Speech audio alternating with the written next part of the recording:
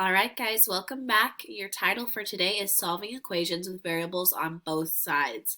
So up until now, we've done multi-step, which can sometimes even be 3, 4, 5 steps, but the variable has always been on one side of the equation. So today we're going to talk about what happens when you have them on both sides. So there are 3 steps to solve any linear equation, and then there's the same 3 steps we are using for multi-step. Step 1 is to distribute if necessary. So if you have parentheses in your equation, you need to distribute the number on the outside. After you do that, or if you didn't have to do that, then you're going to combine like terms. That also means if we have x's or whatever the variable is on both sides, we have to combine them so that they're only on one side. And then at that point, usually we have a 2-step left, which is that solve for x. You just need to finish out either the 1 or 2 steps of your problem. Okay, so here's our first problem. 6x plus 3 equals 8x minus 21.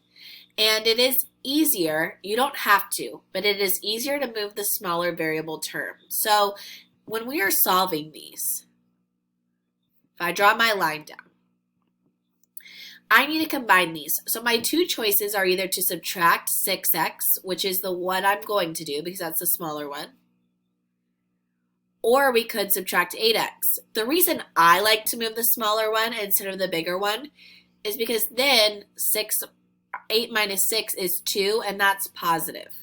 If I did it the other way where I subtracted 8, I'd have a negative, which will still work. It's just not as nice to work with, I don't think. So you can move either of them. I think it's easiest to move the smaller of the 2. All right? So from here, it's just a 2-step. I'm going to add 21 to both sides. So we get 24 equals 2x. And I'm going to divide by 2 on both sides. So we get 12 equals x for our final answer.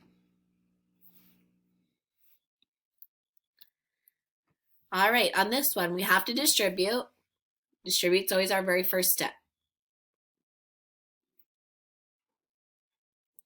So 2 times n is 2n. 2 times negative 6 is negative 12. All right, so now we want to combine like terms. I need to get my n's. I need to get my n's on the same side. So again, I like to move this smaller. So I'm going to subtract 2n because it's positive. We have to subtract from both sides.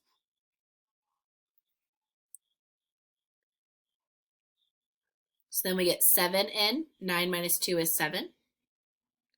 And now we just have a 2-step to finish out. So I will subtract 2 from both sides.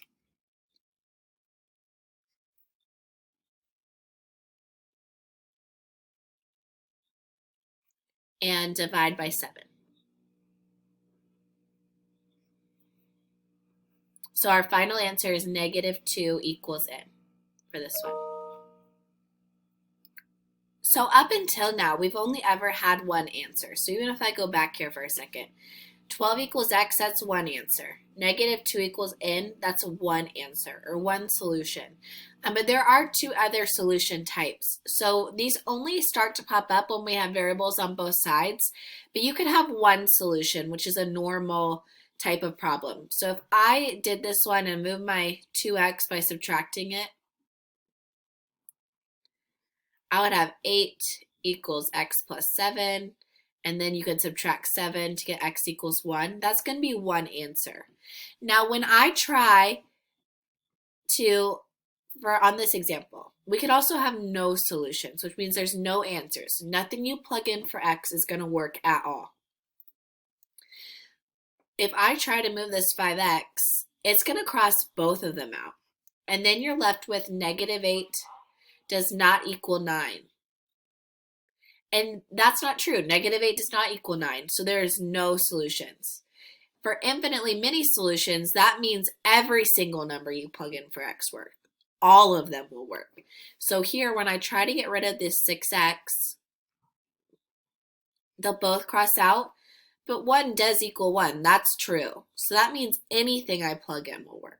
Even a fraction, even 0. it'll always come out to be 1 equals 1. So we're going to try a couple here. First thing I want to do is distribute because I have these parentheses.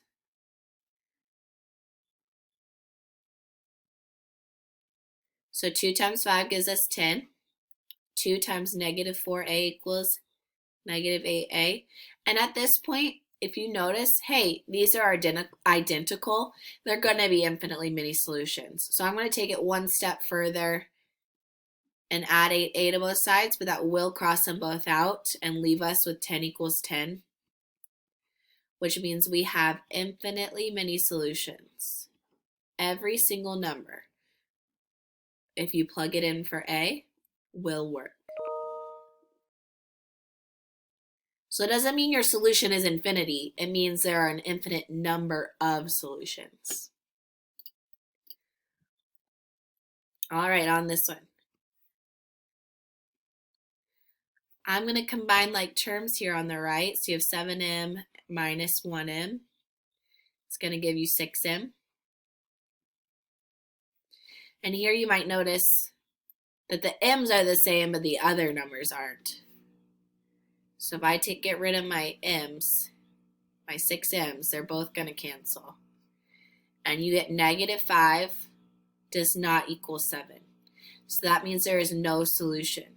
Nothing you plug in for m will work. All right, so that's the end of your notes for today. At this point, you have an assignment on big ideas.